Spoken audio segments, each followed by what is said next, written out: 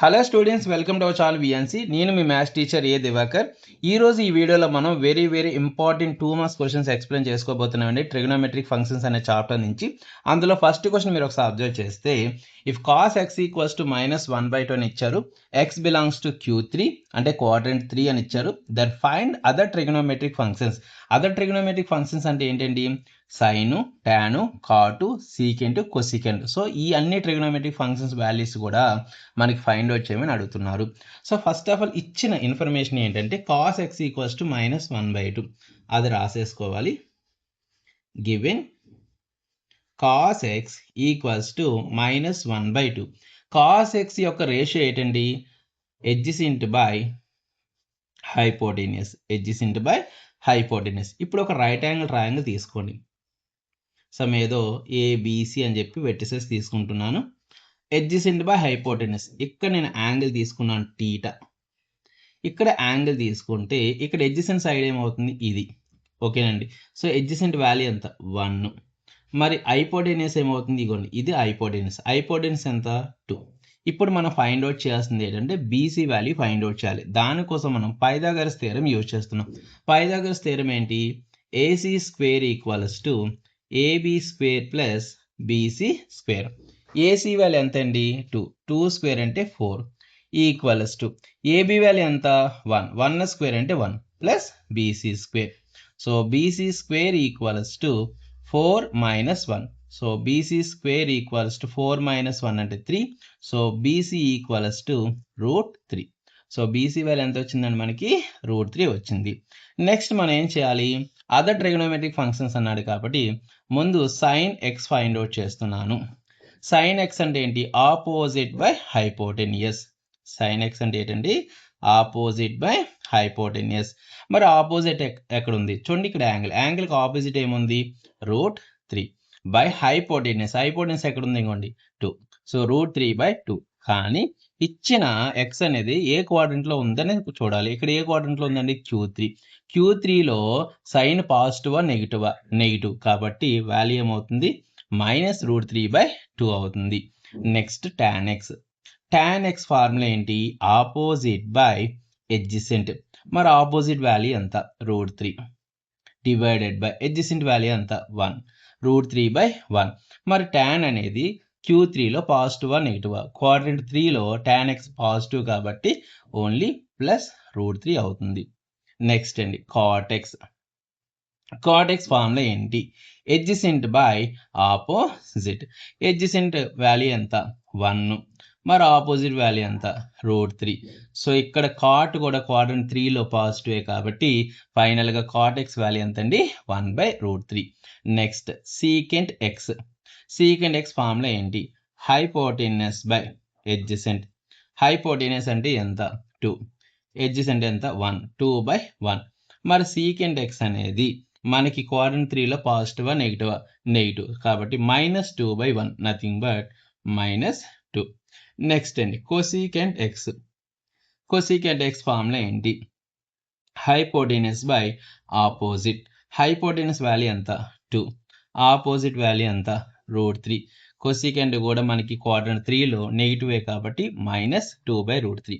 దీన్ని cosecant ఎక్స్ని secant ఎక్స్ని ఇలా కూడా రాసుకోవచ్చు. మనకి సీకెంట్ అంటే ఏంటి? ఆపోజిట్ ఆఫ్ కాస్ ఎక్స్ కాబట్టి -1/2కి ఆపోజిట్ ఏమవుతుంది? -2.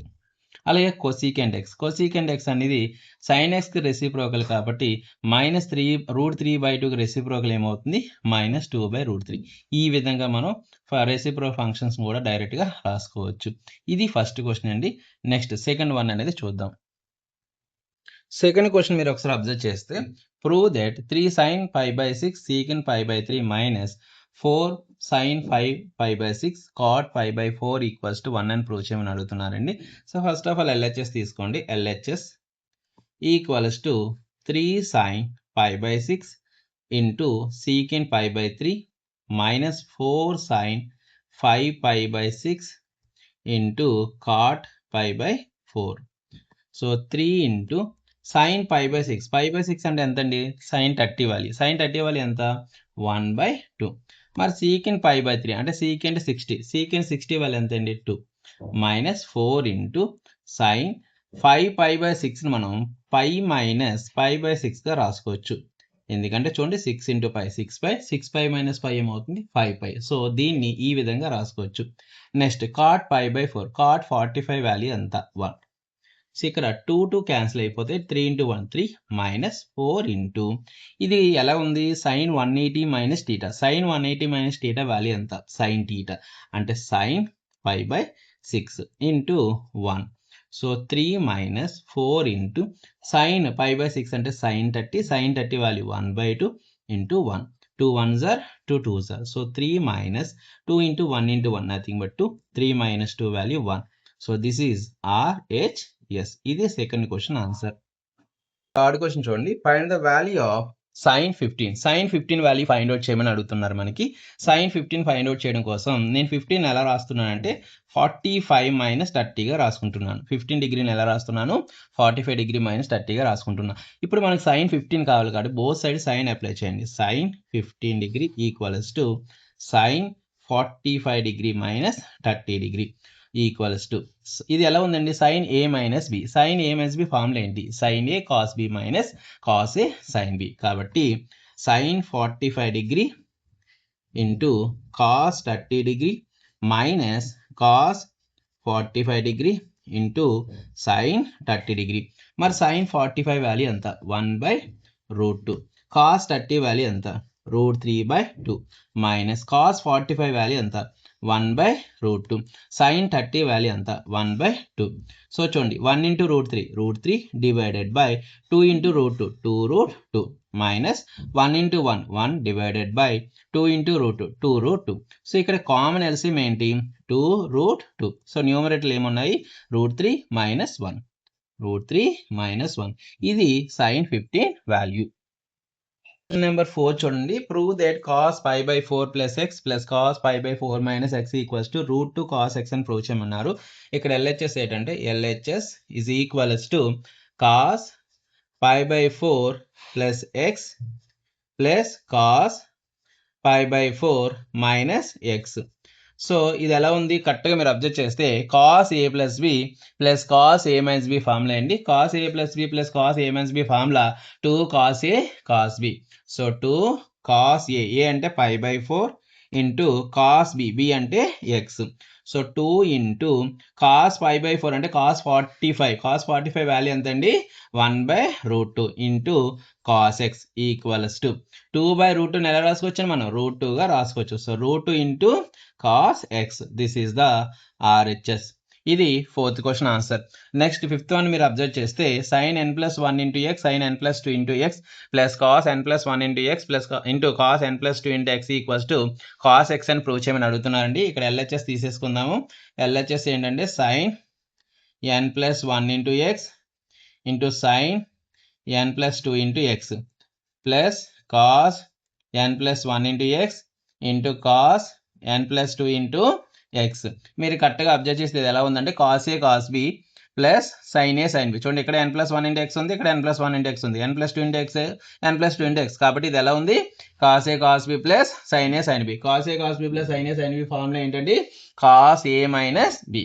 cos a minus b. మరి a ప్లేస్లో ఏముంది n+1 ఇంటూ x. దీని ఒకసారి మల్టిప్లై చేస్తే n into x nx plus 1 into x ఇది a మైనస్ b ఏంటండి n+2 into x n into x nx minus 2 into x 2x. ఇక్కడ ప్లస్ nx మైనస్ nx ఏమైపోతాయండి cancel. So cos x minus 2x అంటే minus x. cos of minus theta cos theta కాబట్టి cos of minus xని ఎలా రాసుకోవచ్చు మనం cos xగా రాసుకోవచ్చు. So this is RHS. Next sixth question ఒకసారి చూడండి, sin a square 6x minus sin a square 4x equals to sin 2x into sin 10x అని ప్రూవ్ చేయమన్నారు. ఇక్కడ LHS ఏంటంటే LHS equals to sin a square 6x minus sin a square 4x. ఇది ఏ ఫార్ములాలో ఉందండి sin square a minus sin square b. sin square a minus sin square b formula ఏంటండి sin a plus b into sin a minus b. sin a plus b a అంటే 6x plus b అంటే 4x into sin a minus b. a అంటే 6x minus b అంటే 4x. ఫార్ములాలో substitute చేస్తాం. So sin 6x plus 4x 10x 6x minus 4x 2x అంటే sin 10x into sin 2x. ఇది RHS. Next question చూడండి, find the value of tan 13π/12. tan 13π/12ని find out చేయమని అడుగుతున్నారండి. So tan 13π/12ని ఎలా రాసుకోవచ్చు మనం పై ప్లస్ π/12గా రాసుకోవచ్చు. ఎందుకంటే 12 × π 12π ప్లస్ పై ఏమవుతుందండి 13π అవుతుంది. కాబట్టి కరెక్ట్గా మీరు అబ్జర్వ్ చేస్తే ఇది ఎలా ఉంది, tan 180 + θ 180 + θ థర్డ్ క్వాడ్రంట్లో ఉంటుంది కాబట్టి tan 180 + θని ఎలా రాసుకోవచ్చండి మనం tan θగా రాసుకోవచ్చు, అంటే tan π/12. సో tan π/12 అంటే ఎంత అండి tan 15 వాల్యూ 2 - √3. సో దీని ఆన్సర్ ఏమవుతుంది 2 - √3. నెక్స్ట్ క్వశ్చన్ నెంబర్ 8 చూడండి, evaluate sin π + x × sin π - x × cosecant square x value find out చేయమని అడుగుతున్నారు.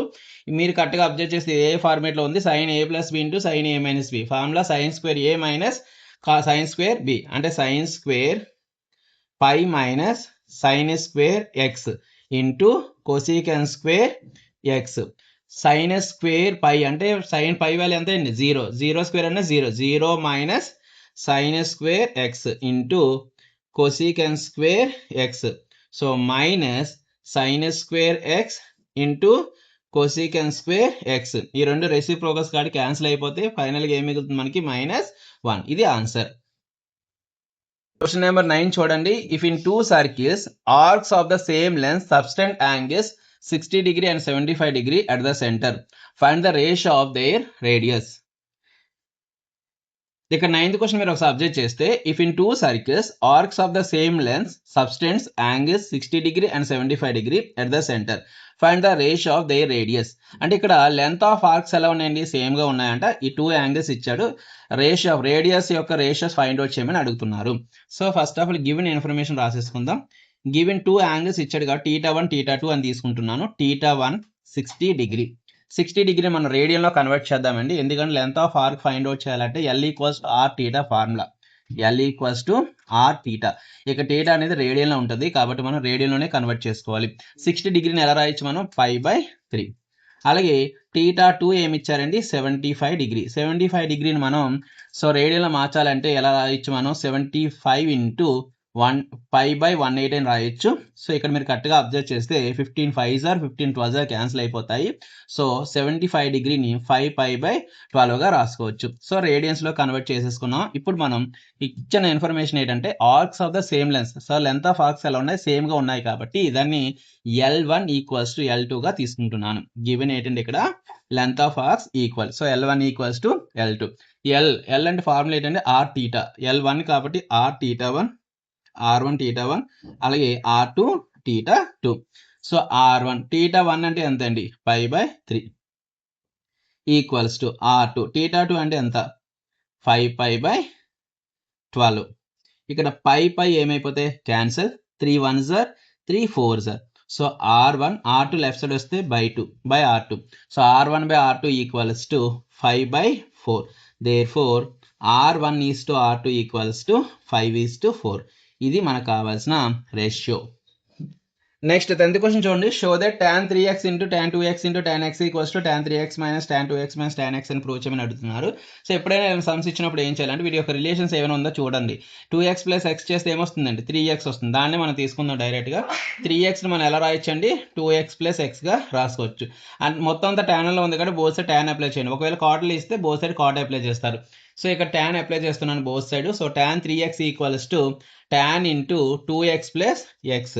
So tan 3x equals to ఇదే ఫార్ములాలో ఉందండి tan a + b.